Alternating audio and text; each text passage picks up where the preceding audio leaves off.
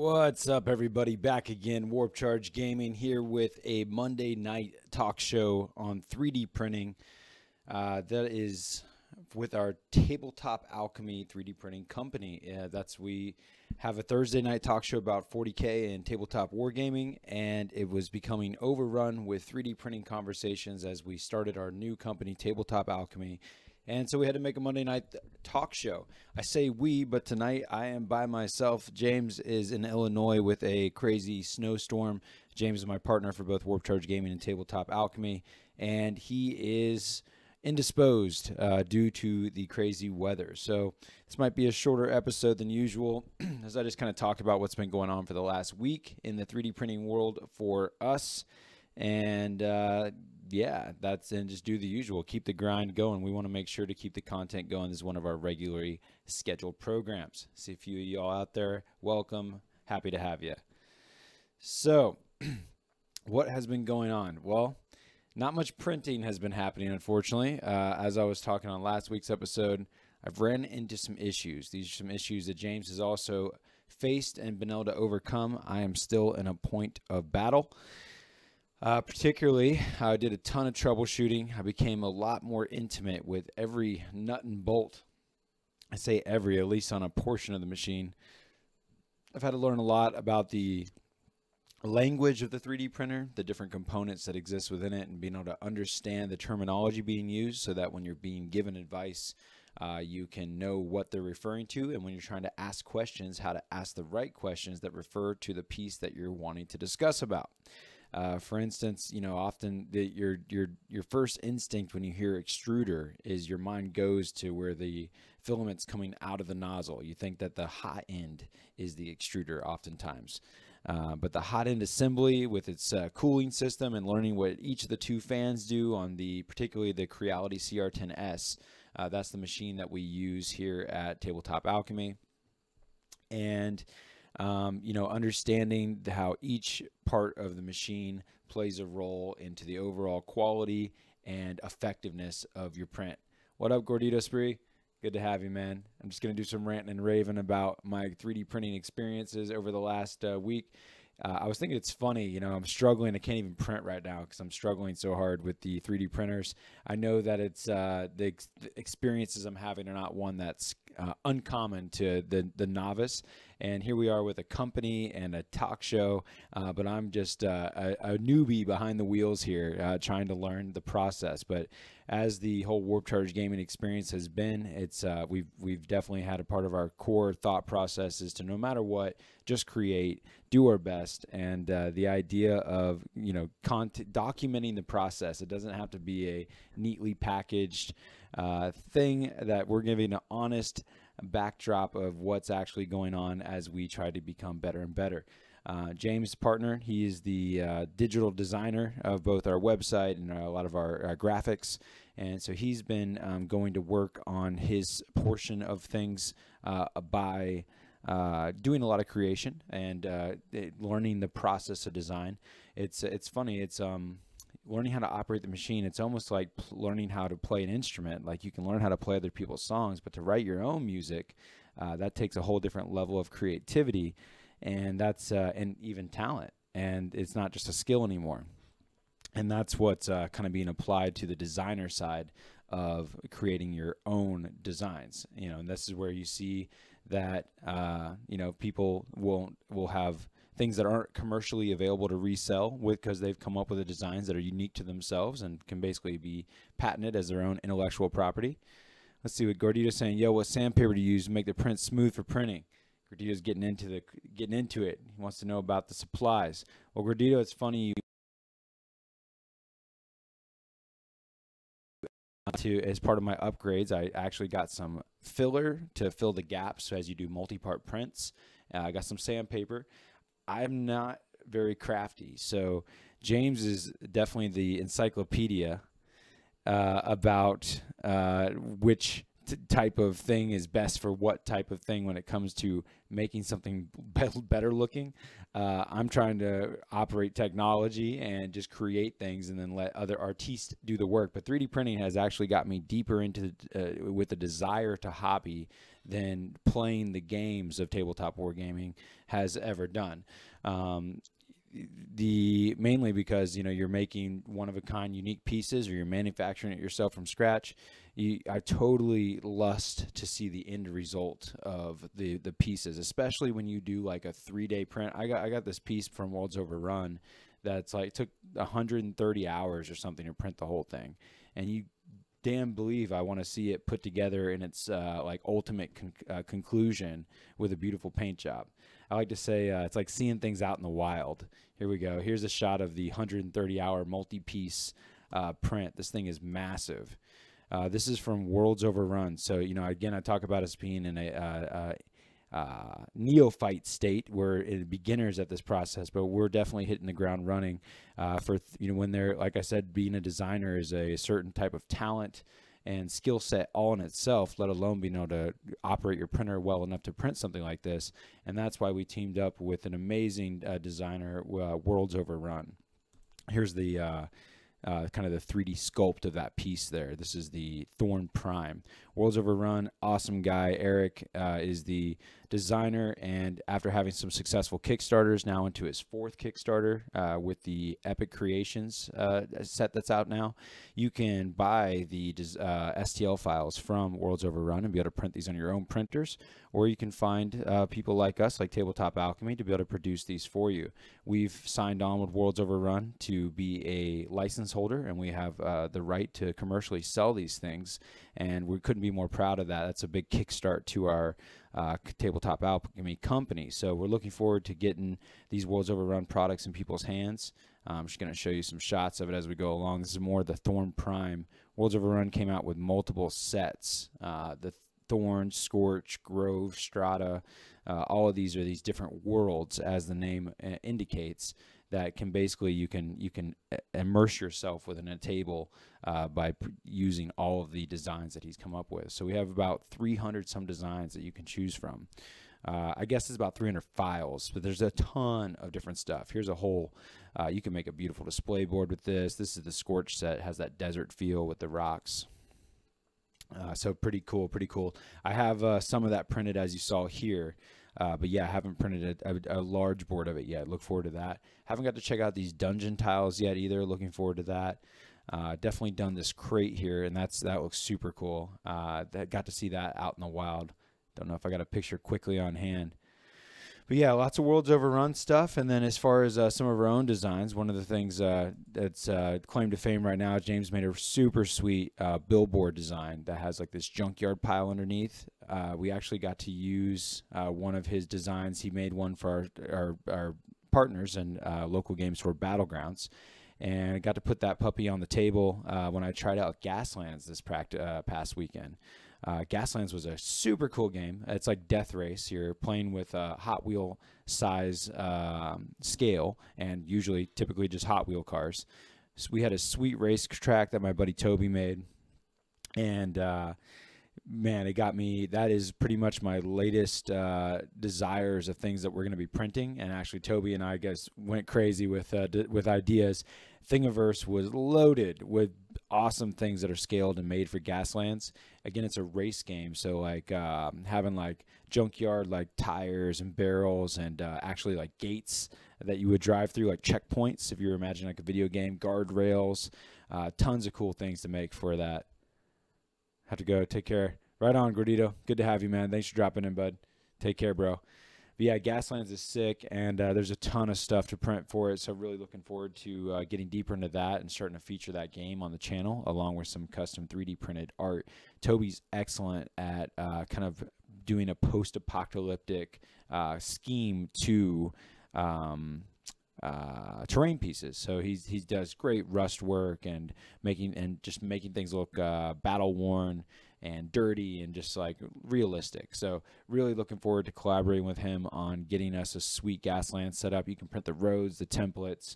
It's crazy. So that's pretty cool. Here's just jumping around, but those signs are great for Gaslands. Here's a sign that James did for the awesome guys at Planet Chaos Sweet Store there in Wisconsin, place he goes and frequents a lot of tournaments at. And he was taking this as a gift and to show them the option to be able to put this on a lot of their tables. We're hoping other game stores and gaming groups want to adopt this into their gaming table. Why not, when you go to a tournament and you sit down, like, you know, have that either represented next to your army on your display board, or hell, throw it on the board if the board looks cool with it, kind of thing. So yeah, you know, hit us up if that's something that you're interested in throwing your own logos on. We can take simple, we can design that for you from scratch if you don't have necessarily a logo and it's just some good looking font. Heads up there. I've been making a lot of movement trays. Here's a bunch of the older designs. Don't got a current picture, I think, of a lot of the newer stuff. Been enjoying printing the movement trays in black for sure. That's been going well. Been doing a lot of configurations: 5-man, 10-man, 25 mil, 32 mil. One of the funner things that I've been printing, I think I showed it last week, was 25 mil to 32 mil conversion bases. That's super cool. To, you know, rebasing a whole army is such a not fun thought, especially if you have very detailed or well-made bases, you know, with a lot of terrain-ish features or decoration. You don't want to redo all that, and being able to just stick it in this like perfect 25 mil conversion slot that basically makes the base the right size, but doesn't look like it's sitting on top of a, you know, some people will take, because they don't want to rebase their stuff, they'll just take their 25 mil, glue it on a 32 mil. You got to worry about it being centered correctly. You always have this weird lip thing. It just doesn't look right. But this little conversion base literally just slips right over the model. I showed it last week, but I still got him sitting right here. Yeah. See how he's got that green tuft right there, and it's just flat with the base. And it's like, it totally, if I hold the base, like, he'll just hang out up in there. It's a nice snug fit. So really stoked on that. Been printing a bunch of those for my buddy, and definitely going to use those myself for my orcs. And that'll slide right into a movement tray on top of that if you still want to go that route. So stoked on that. But then the other thing is I have a lot of square bases from the fantasy version of Warhammer, and I'm looking forward to getting those converted to circle bases. Be printing that soon. Again, the printer's been down, and I guess I'll take a little bit more time telling you about what I've been diving into. So I was talking about the different terminology of the printer, learning the different components, being able to search the right questions. The first thing that I tried to get a new extruder. I guess a lot of the stock extruder that comes on the CR10S, it has some plastic components to it, some things that, you know, the resistance doesn't last as well. Tried to get an all aluminum, just like a more robust piece. It's only a $14 little upgrade, so we gave it a try. This is the piece here. You can see highlighted.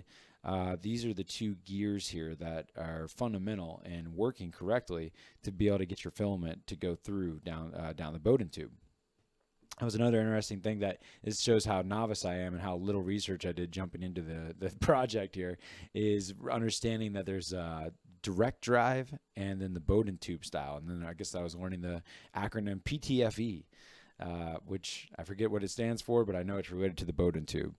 But yeah, you can either have the tube where your filament goes through the extruder through the tube and then down into the hot end where, you know, it'll get the proper temperature, molten, and go through the nozzle and all that.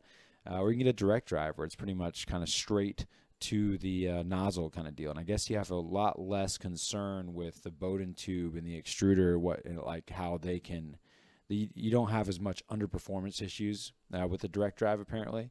But I think it costs more. And the Bowden tube still totally works, but I discovered that the stock Bowden tube may not have as much resistance to heat as you might require, particularly and especially for material that requires a higher temperature. If you were to turn your nozzle up too high, too hot, you could end up actually causing issues to the Bowden tube if you go beyond its threshold of resistance to heat and it begins to kind of melt or warp. So there's well-known upgrades to the standard stock Bowden tube. I got lost in thought for a second, so I grabbed some pictures. Yeah, here we go. I got some pictures for you. So the known tried and true Bowden tube that I think they even claim right here on the packaging, they think they're the best in the world, is the Capricorn Bowden tube. Let's see, on your purchase of the world's best 3D printer Bowden tube. So you get one of these in a 1.75 millimeter, and apparently this thing can handle, I think it's 300 plus degrees Celsius, letting you go to higher temperatures without concern. And because of kind of its natural, it feels like it has kind of a lubricance to it that is going to reduce resistance going through the tube or friction. But I guess it's actually a little bit more snug than the stock one. And by being more snug, it has less chance to kind of wobble around inside the tube and cause friction, which can lead to under extrusion. So this is apparently a must-have upgrade, even though some people talk shit like it means nothing. But it definitely has higher resistance to heat, and that's going to be important with different filaments. Which another thing that I got my hands on that can help you print different types of material and hopefully some other added benefits is a new hot end. I ended up going with the Micro Swiss all metal hot end. I thought I had an image of that guy, but it looks like I didn't grab one. Nothing crazy. It basically is similar to the one, I guess the hot end that comes stock on the CR10S is not all metal. And if you have an all metal hot end, apparently it can handle, it can stay a more consistent heat throughout the entire thing. And it can give you the added benefit of being able to have your printer continue running without printing and continue to keep the plastic at kind of a molten degree where you don't have to worry about it clogging the nozzle as much. Saw a lot of back and forth. The cool thing about the Micro Swiss is it just installs right onto the CR10S without any like having to take apart the control box and like rewire it. But there was it was like the S6 or C6. There was another model out there that I basically forgot at this point that was the big contender, and I think it was E6. And a lot of people argued about which one was better. E6 hot end. See if that pulls anything up. E3D. Yeah, the genuine E3D V6 all metal hot end. That was another thing that came up. People went back and forth. It was basically the ease of install is what got me there. The reviews were so up and down. I didn't know which one was going to put me in a better place. But I felt good about the Micro Swiss all metal hot end. I'm hoping that I feel like right now. Here's what's going on. Check out this. Every time I clear this thing out, I learned a lot about how to troubleshoot clogs.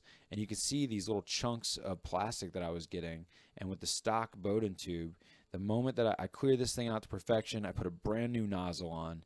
And within moments, as soon as I try to have the extruder manually, you can tell it through the control box to, you go to the prepare change filament setting, and it'll begin to do about a 60-second load cycle of pushing the filament through just to check your specs.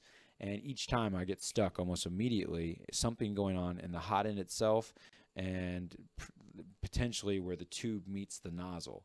I feel like there's additional filament trapped inside the screws, and I need to do like a cold pull and do even better of getting the stuff out. I can go in and out of the hot end without any obstruction after I get these crazy clogs and clear them out. But I still feel like there's more in there. So I'm going to change the hot end out altogether, put a new nozzle on the thing, put a new extruder on there, which I showed you the extruder, this aluminum one for like 13, 14 bucks. It's probably fine. And if James is having great success with it, this should go swimmingly, and it's probably all on my hot end nozzle / Bowden tube concept. But after watching a ton of upgrade videos, both on printed pieces and pieces that you can buy, I got into this piece here. This one gentleman did a video where he showed all these upgrades, but he said this was the biggest game changer. And I really liked the way that kind of the advertisement I was sold from what I was seeing and reading. This is a different type of extruder. You can see it's translucent. I'm excited to be able to see what's going on inside of the piece. can make sure you have a nice clean connection. The gray knob on the top there is kind of a more technological way, even though it's still very manual process, of feeding the filament down through the Bowden tube. So you turn that knob and you'll begin to feed it through. That's kind of the thing I'm excited about, is that the gear mechanisms that move the filament through, they're a lot, it's designed in a way that shouldn't have as much, it's not supposed to have as much mechanical failure as this design here. It seems that it's more robust, and I think you control the tension with that red lever there. Anyways, guy said it was a game changer. I believed him. He looked like he knew what he was talking about, and he was excited about it. I got sold on it. That thing's like, get what you pay for. So we'll see how much I'm just being a sucker, but I'm excited about that extruder, and I think that with my new Capricorn Bowden tube, my micro Swiss all metal hot end is really going to be an exciting improvement. I tried these out. I just got the Bowden tube, still experiencing a similar problem again. That makes me lead to believe that there's still issues inside of my hot end itself, and I need to get a cold pull going. But I just got these measuring blade tools. Printing it with a 0.4 nozzle, apparently you should have a layer height of about 0.2. So I am trying this out. It's kind of a replacement to the paper technique, where they say to drag it underneath the nozzle until you feel a certain kind of friction and adjust your build plate accordingly to level your bed. On my first attempt, using this tool, I found that I had the nozzle, when I eyed it after using the tool, it was much too high on the bed, and I've kind of gotten a pretty good eye of just using my eyesight at this point. It's funny, I saw some Reddit posts, and some of the old heads for 3D printing are like, why are people, this tool is useless, like you just use your eyes and do it on the fly kind of thing. We'll see if this adds any improvement. It's a cheap tool, so I'm going to try to be using this piece. Also got these, what are these things? These are they're like insulators. I forget what they're called, some sort of skirt or something, but you put it underneath the hot end. The nozzle goes through that hole there, and it insulates the heat on the hot end and makes sure that it helps it stay consistent with its temperature. That actually comes with the new micro Swiss all metal hot end I'm getting, so it's the extras that I got for real inexpensive. Probably won't even be necessary, but there she has it. Another inexpensive and probably just a noob tool that I got because I didn't want to mess up is I got a cutter for it's a nozzle cutter for the Bowden tube.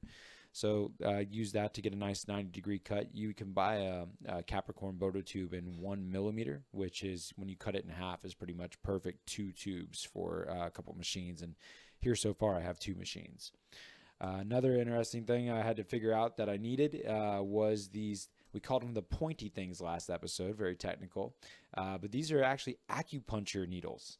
I got these bad boys because these are what come inside the CR10S when you get it, and it's basically a nozzle poker. So these are 0.4 millimeter, I think he called them drill bits even, but this little bad boy has a real tiny point on the end, really thin wire here with some substantialness to it, and you can use this to clear out your nozzle when trying to take care of clogs. So I needed some of those, and I could find them using the acupuncture keyword there. So that was interesting. So yeah, and then finally, I mean, the only other thing really that through my discoveries and learnings of upgrades and whatnot, I was doing a little bit about sandpaper. Got me some Zap-A-Gap to do some gluing, and wood filler. I thought I had you guys some images of this wood filler I got, but I'm excited to try out the putty and the sand concept, because like I showed you that big giant piece that's not glued together. I really can't wait to see some of these multi-piece prints kind of come to their final conclusion by being one solid thing. I saw some videos of people, a lot of cosplay players do 3D printing. Oftentimes, like when you do a helmet or something, they have to do multi-part prints.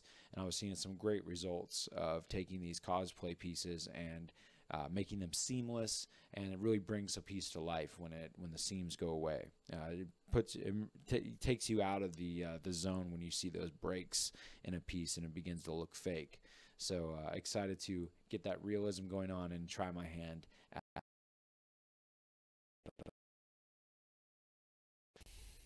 There we go. It's funny. I went up to 4, went down to 1. And 3D printing's probably only interesting if you're into 3D printing, and that's why we have its own show. We want to stop alienating our tabletop wargamers audience on Thursday night. I got a lot to talk about when it comes to 40K and whatnot then, and I look forward to it. Been a lot of gaming. This Friday, I will be moving into Battlegrounds, our partners and sponsors, and cannot wait to have an official Tabletop Alchemy / Warp Charge Gaming space in the store and be able to show our products and work on commissions within my community, and all of us to have greater things. As Worlds Overrun says, we're going to elevate our game. Let's kick it up a notch and be able to have the coolest tools to make our imagination go wild, right? So yeah, friends, without I need your help if we're gonna keep the conversation going. There's a half hour in. It's kind of all I was expecting to do with on my lonesome here without the illustrious James Schaff. The man is definitely more versed, getting in ahead of time on the 3D printing, and he's kind of dedicated to the innovation side of our growth, while I am the farmer and the networker. But yeah, lots of exciting things happening, friends, lots to come. We're definitely getting busy with a lot more utility items versus, say, terrain and kind of the more artistic side. But that's cool, too. Looking forward to painting a bunch of, or printing a bunch of trays up for movements trays for the 40K. Some conversion bases like I was telling you about, and then of course paint trays. We've been doing some Citadel paint and Vallejo paint racks. I got a lot of Gasland stuff I'm excited to print.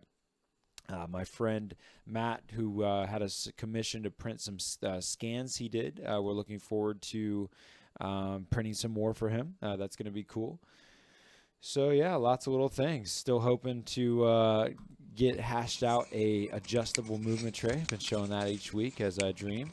If there's anything you guys out there that might catch this, would be thinking about, you would enjoy to have on the tabletop or in your hobby toolbox, please give us a shout.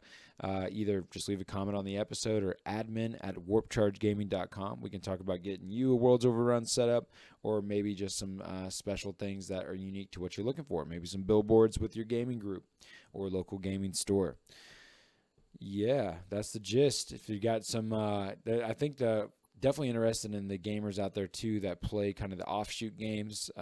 Black Fortress is an example, but just side shoot games that don't get as much type of gear. Gaslands, is a very low player base compared to some of the more major games. I mean, just compared to Magic the Gathering, it's far from the popularity level of that. It's still very underground, and they need as much help as they can get to have the tools to play the games in an optimized way. So let Tabletop Alchemy help you accomplish those things. If you've never looked into 3D printing before and you're just thinking about this for the first time, check out Thingiverse. You can go to Thingiverse and do a lot of different searches, and you can see a lot of different things that you could hire Tabletop Alchemy to print. Some things we can't print and resell on the shelves, but we can definitely rent you the time on our printers to be able to utilize them for yourself. So if you find a Kickstarter you're in love with or something like that, let us know, and we will see if we can help. But friends, I think that's what I got for you. It'll be exciting. Next week I gotta be up and going. I gotta have these upgrades, and I should have all these things installed and printing beautiful.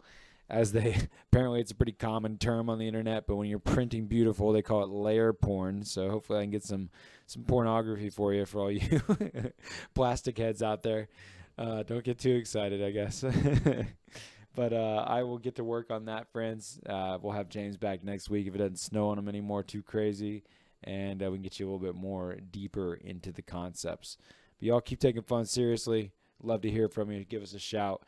See you on Thursday. I think there's some 40K battles going down tomorrow live on Twitch, and then you catch it on the back end on YouTube. So big love, everybody. Catch you next time.